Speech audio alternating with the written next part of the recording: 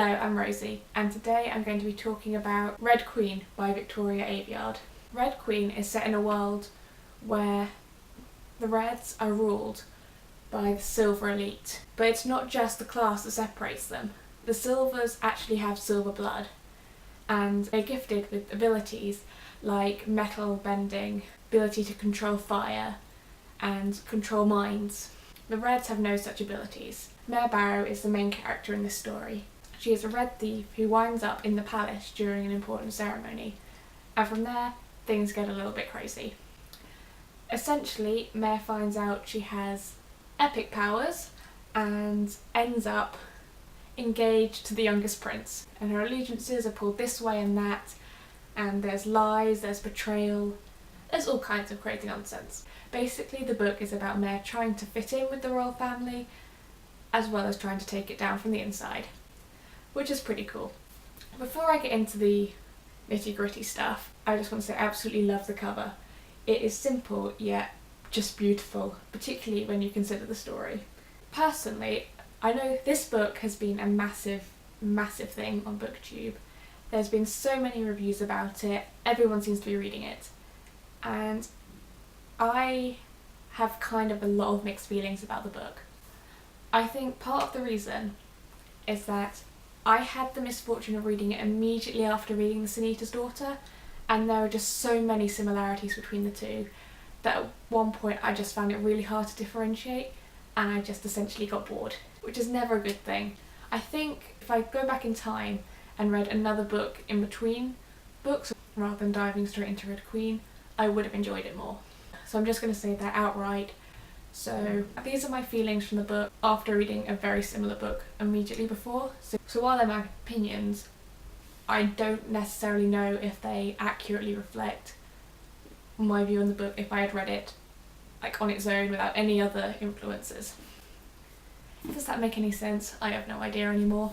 Character-wise, I also found the characters a bit of a mix. I loved Mare Barrow. As a lead, she's interesting, she's refreshing, and she was fun to read, and I thought her love for her family just kind of got to me. Like, I really appreciated how close the family was, particularly with the kind of family traditions that they had. I did feel that once she got into the palace,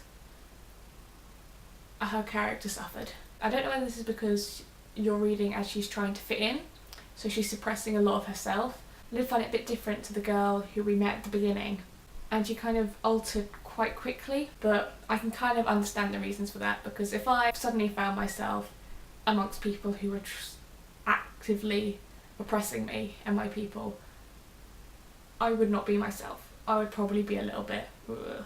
The princes I did enjoy, but again their characters were not completely consistent. Cal I found for 1 minute to be really kind and the next to be really hard to like, and it just kind of kept going like that. Whereas Maveen was similar but in a less obvious way. Like, I could get where he was coming from with his kind of going backwards and forwards with his character. He had to play a part, which I get Cal did as well, but I kind of found it odd that the brief glimpses we had of him not playing his princey role were very different glimpses. Like, he had multiple sides, which is always good, but they were just so starkly different that I really struggled to combine them into the one character they were supposed to be. The Queen was fantastic. She was scary, she was evil, and you just could not help but dislike her, which just made me like her more. The other characters I felt did not get enough screen time. They were important, I knew they were important, and I knew next to nothing about them. Like Lucas, when he first appeared I thought he'd play a massive part, which he does at one point, but I didn't get to know him at all, and I kind of felt that happened with a lot of characters. They'd get forgotten about, or they'd be mentioned and their roles not expanded along. I couldn't really connect to them. I managed to connect with Mare, which was expected because she's the main character, and I kind of connected with Maveen. Cal was a bit different because I felt he was more of a background role that kept coming forwards every now and again, and the Queen was like evil.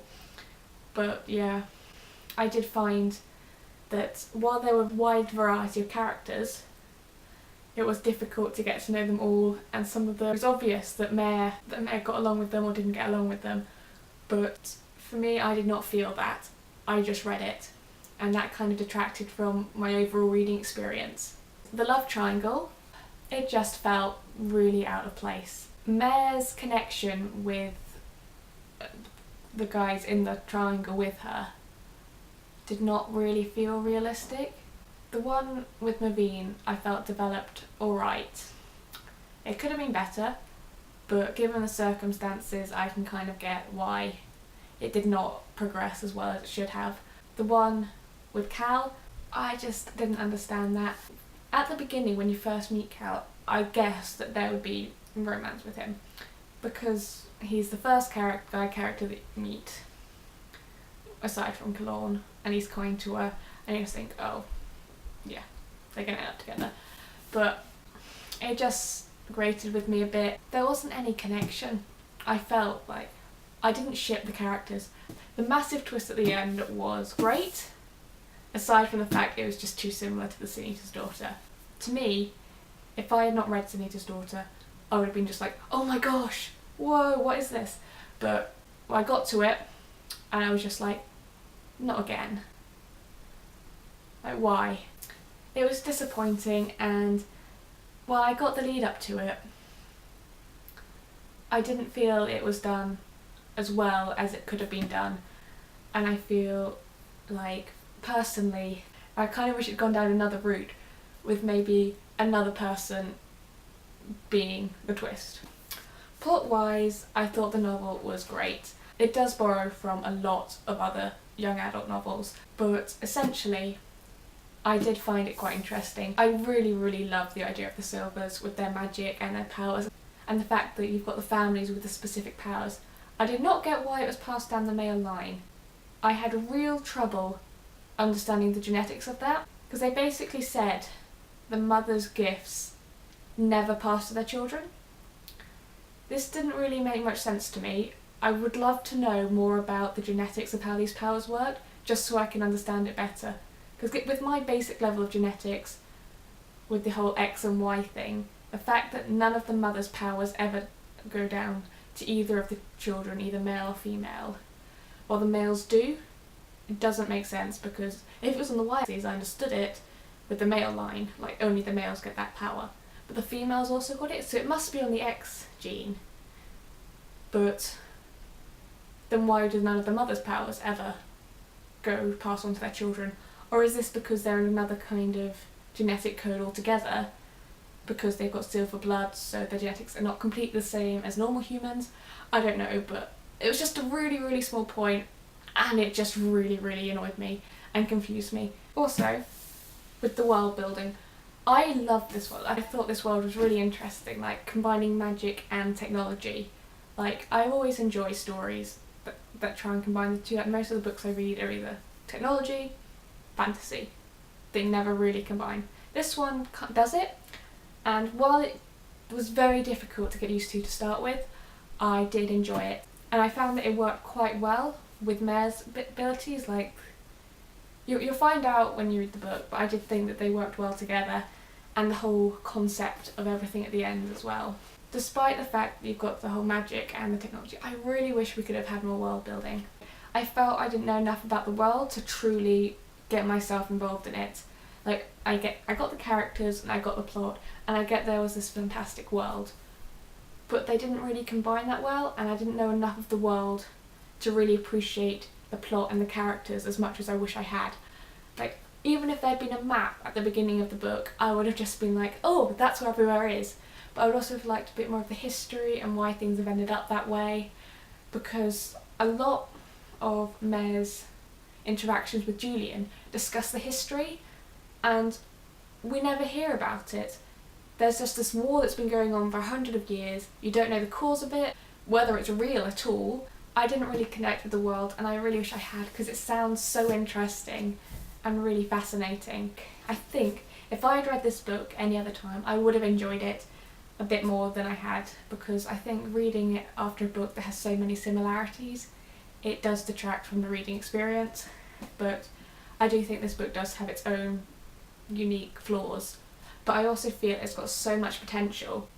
I just kind of want to see where it's going to go. Right now I'm not uber excited about the next book, but I do feel like with all the threads that there are, and if Victoria Aveyard kind of hones in on the parts that I found really interesting in this, like the whole world, the powers, and Mare. I felt in Red Queen, you had the romance, you had Mare's fitting in, then you have the Scarlet Guard, and it just got a bit too complicated, and I found myself heading on different threads that suddenly got forgotten about.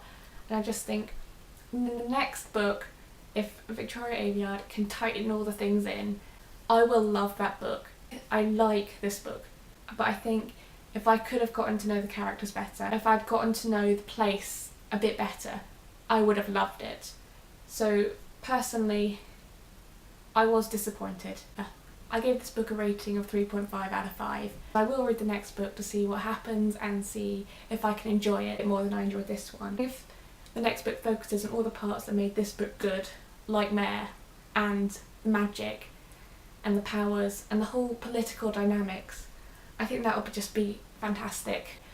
I will be reading this book again after I've read loads of completely unrelated books, just to see what it'll be like then, without any similar book like altering my opinions. Let me know what you thought of this book. I am disappointed that I didn't enjoy it as much as I thought I would, particularly since it's such a big thing at the moment. But I have high hopes for the future because this book just has so much potential. Till next time, goodbye!